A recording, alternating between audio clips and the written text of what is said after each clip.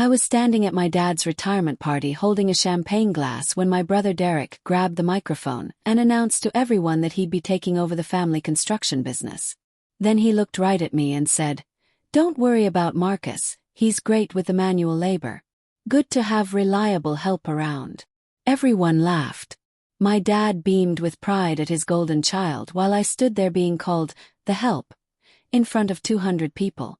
I didn't say anything. I just smiled, finished my drink, and walked out. What Derek didn't know was that I had been preparing for this moment longer than he realized. By the time I was done, there was no family business left to take over.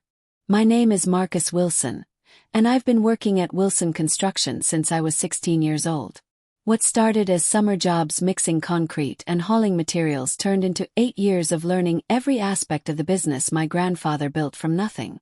My dad, Robert Wilson, founded the company in 1987 with one truck and a dream of creating something lasting for his family. By the time I graduated high school, Wilson Construction was the premier commercial contractor in our city, handling everything from office buildings to shopping centers. The family dynamic was clear from day one. Derek, my older brother by 3 years, was the golden child destined to inherit the empire. He went to business school, got his MBA, and returned to the company with the title of operations manager and an office on the second floor. I was the worker bee. No college degree, no fancy title, just Marcus who showed up at 6 a.m. every day and knew how to get things done. Dad would introduce Derek to clients as, "My son who's going to take this company to the next level." He'd introduce me as Marcus, one of our best workers. But here's what nobody bothered to notice. While Derek was in meetings talking about synergy and optimization, I was on job sites building relationships with the people who actually mattered. The project managers who decided which contractors got repeat business. The architects who recommended us for new projects. The city inspectors who could make or break a timeline. I knew every foreman by name. I remembered their kids' birthdays. When Martinez Construction was struggling with a difficult foundation pour, I stayed late to help them problem solve. When the Riverside Mall project hit regulatory snags, I personally walked the permits through City Hall.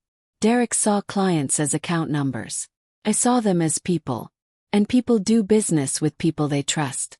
Over the years, I became the face of Wilson Construction to our actual customers. They'd call the main office asking specifically for me.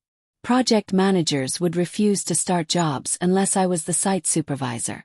3 different architects had my personal cell number and would text me directly when they had new projects coming available. Derek knew none of this because Derek rarely left his office. His idea of client relations was playing golf with other executives and taking credit for projects I'd managed from start to finish. Dad was willfully blind to the real dynamics of his business. He was proud of Derek's MBA and impressed by his corporate jargon. When Derek gave PowerPoint presentations about quarterly targets and market penetration, Dad would nod along like he was listening to pure genius. Meanwhile, I was the one who knew that our biggest client, Hartwell Development, was unhappy with our recent billing practices. I was the one who noticed that city contracts were shifting toward minority-owned businesses and we needed to adapt our approach. I was the one who realized that our equipment was aging and affecting our competitive bids. But Derek got the credit, the corner office, and Dad's assumption that he was the business mastermind. The retirement party was planned for months. Dad was turning 65 and ready to step back from daily operations. The guest list included every major client, city official, and industry contact we'd worked with over the past 30 years.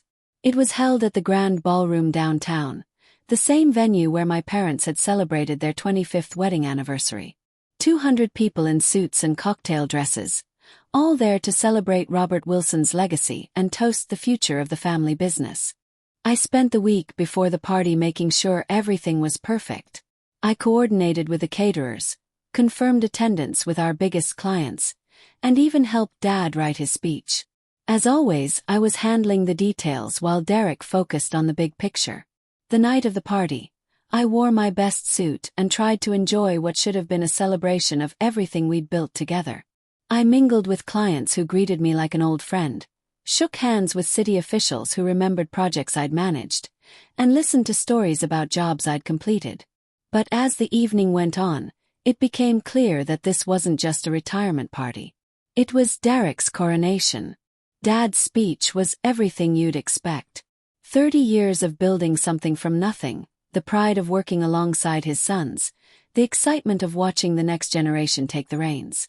When he announced that Derek would be taking over as CEO effective immediately, the applause was enthusiastic. Then Derek took the microphone. "Thank you all for being here tonight," he began, his voice carrying that corporate confidence that had always impressed Dad. "Wilson Construction has been a family business for 3 decades, and that tradition continues with my leadership." He talked about his vision for growth, his plans for expansion, his commitment to excellence. He thanked Dad for his mentorship and guidance.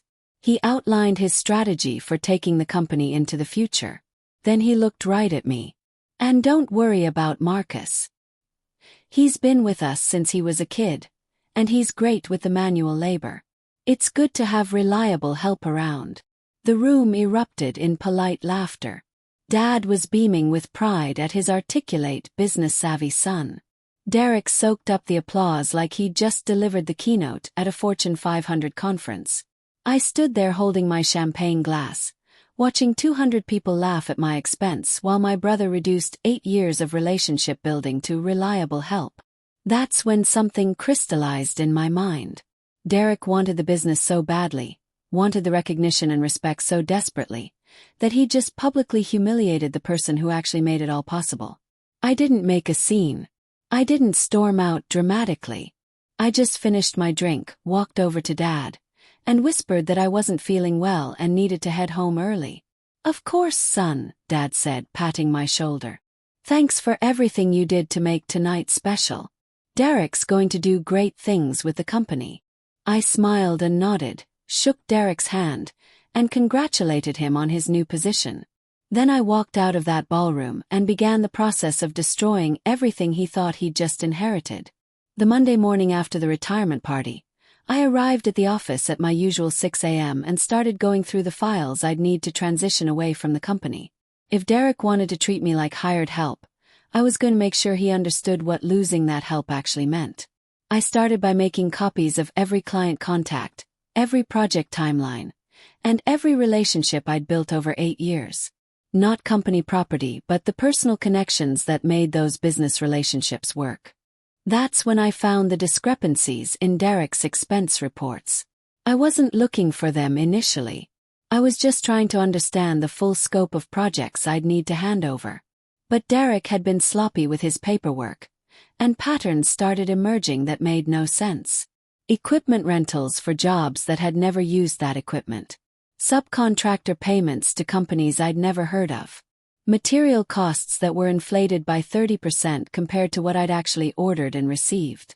I spent 3 days quietly digging through financial records, cross-referencing Derek's reports with actual job costs, vendor invoices, and client billing. What I found was systematic theft spanning 2 years. Derek had been creating fake subcontractors and billing the company for work that was never done. He'd been inflating material costs and pocketing the difference. He'd been charging clients for premium materials while actually using standard grade supplies. The total was staggering. Over $340,000 stolen from the company that Dad had spent 30 years building. But the worst part was what Derek planned to do next. I found emails on his work computer discussing the sale of company assets to a development group. Not a merger or acquisition that would benefit everyone, but a liquidation that would pay Derek a hefty consultant fee while leaving Dad with nothing. Derek wasn't planning to run Wilson Construction. He was planning to strip it for parts and cash out. I documented everything. Screenshots, photocopies, spreadsheets showing the discrepancies between what Derek reported and what actually happened on job sites. I even found invoices he'd forged using company letterhead. The evidence was overwhelming, but I wasn't going to hand it over to Dad or the authorities just yet.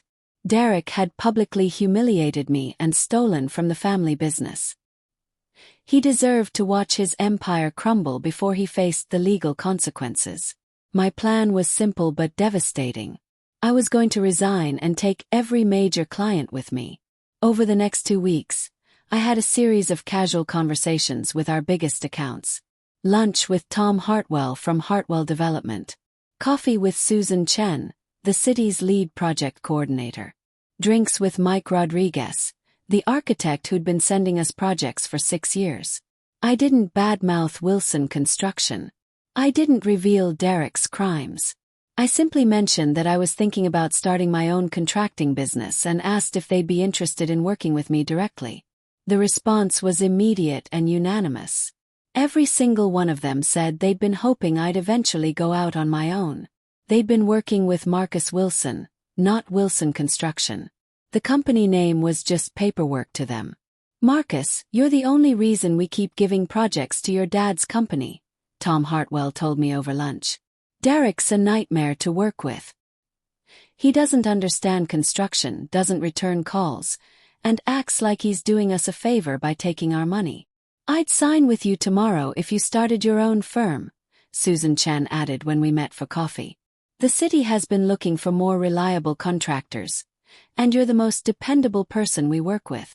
Within 2 weeks, I had verbal commitments from clients representing 85% of Wilson Construction's annual revenue. They weren't just willing to work with my new company. They were eager to get away from Derek. I filed the paperwork to establish Wilson Brothers Construction, hired a lawyer to handle the business setup, and secured a line of credit using my personal savings as collateral. I leased office space 3 blocks from Dad's building and bought the equipment I'd need to handle immediate projects. Derek had no idea what was coming. He was too busy in his corner office, planning his asset liquidation and counting the money he thought he was inheriting. Dad noticed that I seemed distracted during my last week, but attributed it to adjusting to Derek's leadership. "Change is hard, Marcus," he told me. "But Derek has some innovative ideas for growing the business. You'll see." On Friday afternoon, I walked into Derek's office and placed my resignation letter on his desk. "I've decided to start my own contracting business," I said simply. "My last day is today." Derek looked up from his computer with a mixture of surprise and annoyance. "Today? You can't just quit without notice, Marcus. We have projects running." "Actually, I can. I'm not under contract, and you made it clear that I'm just manual labor. Easily replaceable. Don't be dramatic. Look, if this is about the retirement party, I was just establishing clear hierarchy. Nothing personal."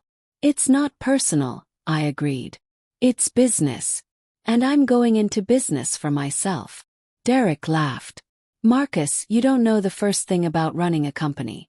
You're good with your hands, but business requires education, strategy, vision.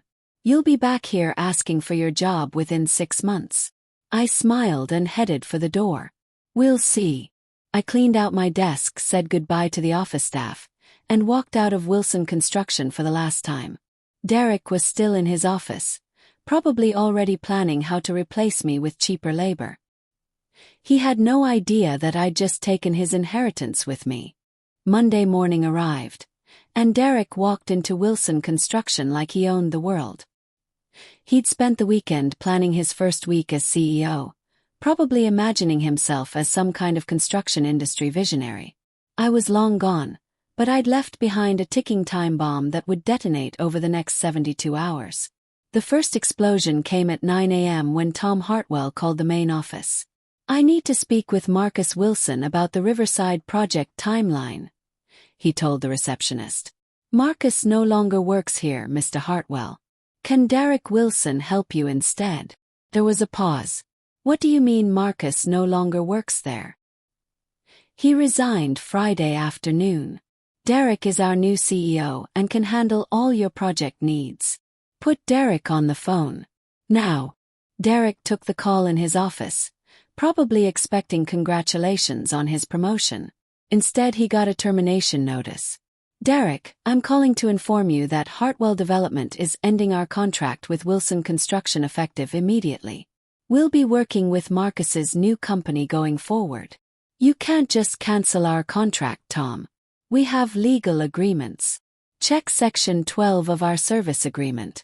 Either party can terminate with 30 days notice for any reason. Consider this your notice. Derek hung up the phone, annoyed but not yet panicked. One client leaving was manageable.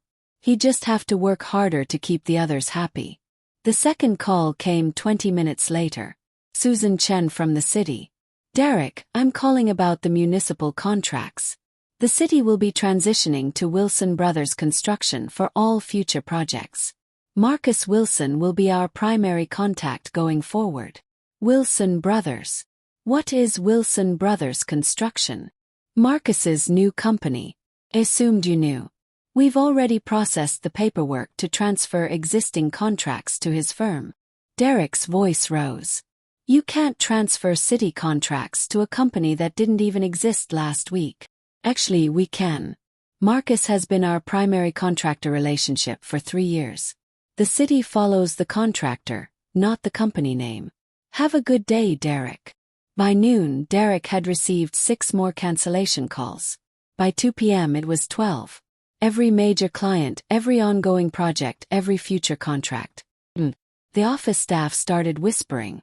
Dad, who had been planning to ease into retirement, got an emergency call from Derek asking him to come in immediately. I heard about the aftermath from Linda, the office manager who had been with the company for 15 years. She called me that evening, laughing despite the chaos. Derek spent the entire day screaming at clients on the phone, she told me. He kept demanding to know why everyone was following you instead of staying with the established company. Tom Hartwell actually hung up on him. How's my dad handling it? He's devastated, Marcus. He can't understand how this happened. Derek keeps telling him it's just a temporary setback, that clients will come back once they realize a new company can't handle their needs. What do you think? I think Derek doesn't understand that you weren't just an employee. You were the business. By Wednesday, the scope of Derek's problem became clear. Without client contracts, Wilson Construction had no incoming revenue. But they still had overhead, equipment payments, office rent, and employee salaries. Derek's solution was to accelerate his asset liquidation plan. If he couldn't run a successful construction company, he'd cash out whatever value remained and blame the collapse on market conditions. That's when I made my second move. I walked into Dad's office Wednesday evening, carrying a folder that contained everything I discovered about Derek's embezzlement and asset stripping scheme. Dad was sitting behind his desk looking older than I'd ever seen him. 30 years of building something meaningful, and it was disintegrating in less than a week. Marcus, thank God you're here. Maybe you can help me understand what's happening. All our clients are leaving. Derek says it's some kind of industry consolidation, but I don't understand. I sat down across from his desk and opened the folder. Dad, they're not leaving because of industry consolidation. They're leaving because they were working with me, not with Wilson Construction. And there's something else you need to know about Derek. I walked him through the evidence methodically. The fake invoices, the phantom subcontractors, the inflated material costs, the emails discussing asset liquidation, the systematic theft of company funds.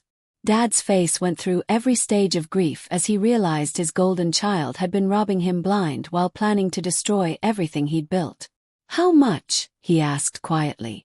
$340,000 over 2 years.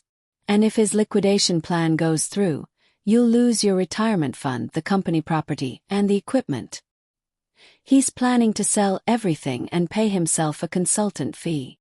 Dad sat in silence for several minutes, staring at the evidence of his son's betrayal. What do you want me to do, Marcus? I want you to call the police. Derek isn't just a bad businessman. He's a criminal. The arrest happened Friday morning. Derek was in his office, probably planning his weekend celebration of becoming a CEO, when 2 detectives walked in with handcuffs and a warrant. The charges were extensive: embezzlement, fraud, forgery, and conspiracy to commit theft. The district attorney's office was particularly interested in the asset stripping scheme, which qualified as additional counts of fraud. Dad was heartbroken but relieved. The son he'd been so proud of was a thief who had been planning to steal his retirement and destroy his life's work. Within 2 months, Wilson Construction filed for bankruptcy. The few remaining contracts weren't enough to cover operating expenses, and Derek's theft had created debt that made recovery impossible. Dad lost the company, but I made sure he didn't lose his retirement. Wilson Brothers Construction hired him as a consultant, paying him the salary he needed to maintain his lifestyle and providing the health insurance he'd been counting on. The best part was watching Derek's legal defense crumble. His lawyer tried to argue that the embezzlement was really just aggressive profit optimization, but the evidence was overwhelming. The fake invoices with forged signatures. The phantom companies that existed only on paper. The emails discussing how to hide the stolen money. He got 4 years in federal prison and was ordered to pay full restitution. The asset liquidation scheme added conspiracy charges that made parole unlikely. 6 months after his arrest, I was sitting in my new office reviewing contracts for projects worth more than Wilson Construction had ever handled in a single year. My phone rang. It was Dad. "Marcus, I owe you an apology. I spent so many years impressed by Derek's education and corporate talk that I missed what was right in front of me. You weren't just the muscle of the business. You were the heart of it." "I know, Dad. I never doubted that you loved me. You just got blinded by what you thought success looked like." "Derek called me from prison yesterday. He's angry that I'm working with your company. He said I'm betraying the family by helping you compete with Wilson Construction." "What did you tell him?" "I told him there is no Wilson Construction anymore. He destroyed it. And the family he's worried about betraying. He stole from us for 2 years while planning to leave us with nothing." Dad paused. "But you, Marcus, you built something better from the ground up. You took our clients because they trusted you. You hired me because you love me despite everything I missed. That's what family actually means." Derek had wanted recognition so desperately that he'd been willing to steal and destroy to get it. He'd called me the help in front of 200 people because he needed to feel superior to the brother who actually made the business work. Now he was serving time in federal prison while I ran the most successful construction company in the city. The clients he'd dismissed as unimportant were funding my expansion into commercial development. The manual labor he'd mocked was building projects that would outlast his memory. Sometimes the best revenge isn't destroying someone. Sometimes it's letting them destroy themselves while you build something better from what they threw away. If you enjoyed listening to my story, please hit that like button and subscribe to Crazy Stories Library for more unbelievable revenge tales. Don't forget to turn on notifications so you never miss when I drop a new video. Thanks for watching, and I'll see you next time.